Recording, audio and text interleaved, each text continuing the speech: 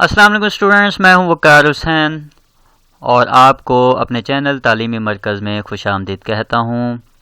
अगर आप new students हैं और अभी अभी आपने हमारे चैनल को विज़िट किया है तो आपसे गुजारिश कि आप हमारे चैनल को सब्सक्राइब कर लें और बेल आइकन पर क्लिक करें ताकि आपको मज़ीद जो है न्यूमेरिकल्स की का नोटिफिकेशन बआसानी मौसूल होता रहे।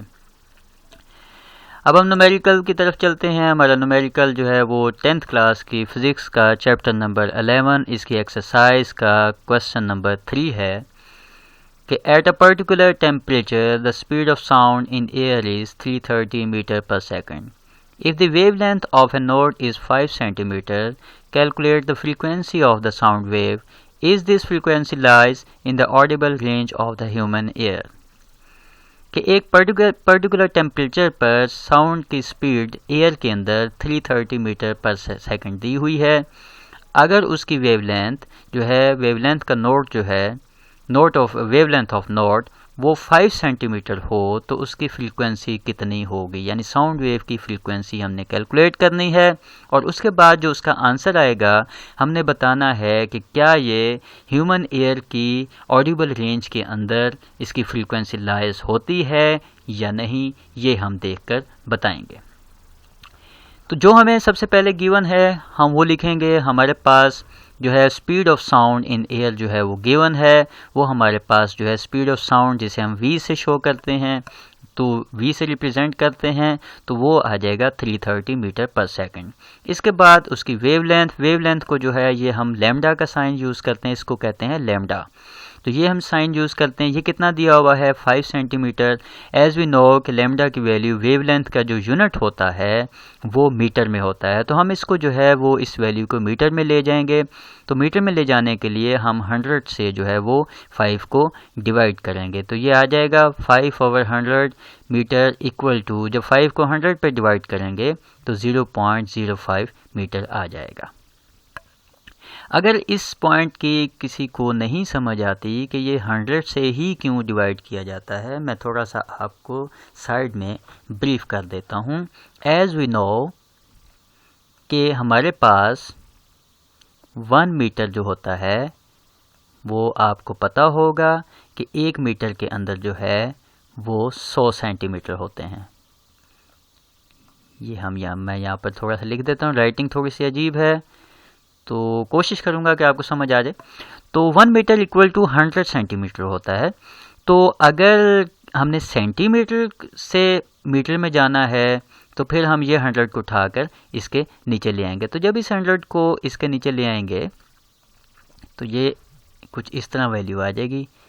ये देखें कोई अजीब सा बन रही है राइटिंग, लेकिन आप इग्नोर कीजिएगा,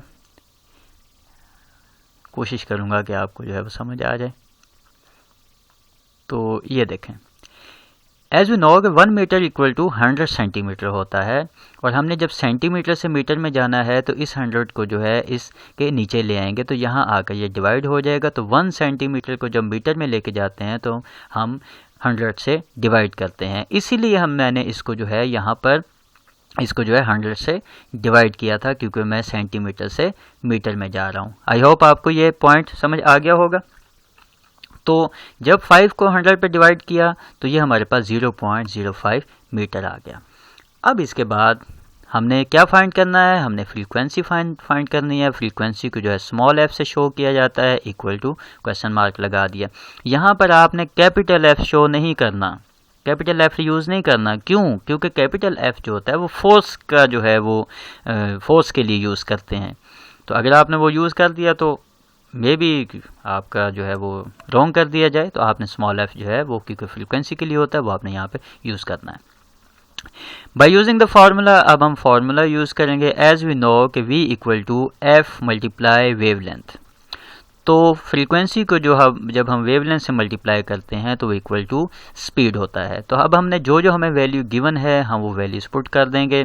अब फाइंड क्या करना है, क्योंकि हमने f फाइंड करना था, हमने f को सेपरेट किया और ये जो हमारे पास वेवलेंथ का साइन है इसको हम v के नीचे ले गए, तो हमारे पास बन गया f equal to v over wavelength. अब यहाँ पर हम वैल्यूज़ जो है पुट कर देंगे, हमारे पास v की वैल्यू भी गिवन है और इस वेवलेंथ की वैल्यू भी गिवन है, तो हमने v की जगह पे v की वैल्यू रखनी है और वेवलेंथ की जगह पे वेवलेंथ की वैल्यू रखेंगे। तो हमारे पास क्या आएगा, f इक्वल टू v की जगह पे 330 ओवर वेवलेंथ की जगह पे जो है 0.05। जब हम इसको डिवाइड करेंगे तो हमारे पास आंसर आएगा 6600 और फ्रीक्वेंसी का जो यूनिट है वो हर्ट्ज होता है, वो हमने यहाँ पर लिखना है। अगर आप ये यूनिट नहीं लिखेंगे तो आपके मार्क्स जो हैं वो डिटेक्ट कर लिए जाएंगे।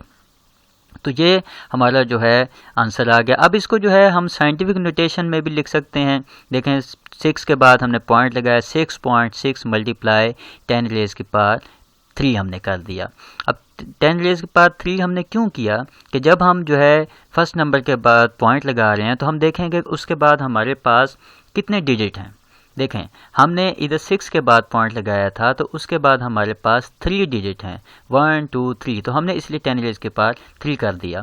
अगर यहाँ पर 4 होते डिजिट तो हम यहाँ पर 4 लिखते, अगर 5 होते तो यहाँ पर 5 लिखते। इसी तरह हम इसको सॉल्व करते हैं।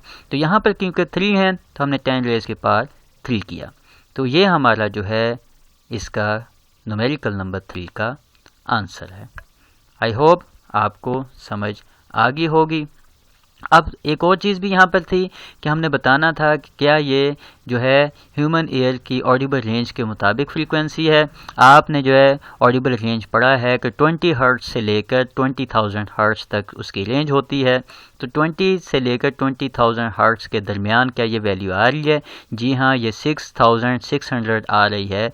ये 20 और 20,000 के सेंटर में वैल्यू है। इट मीन्स कि yes frequency lies in the Audible range of the human air.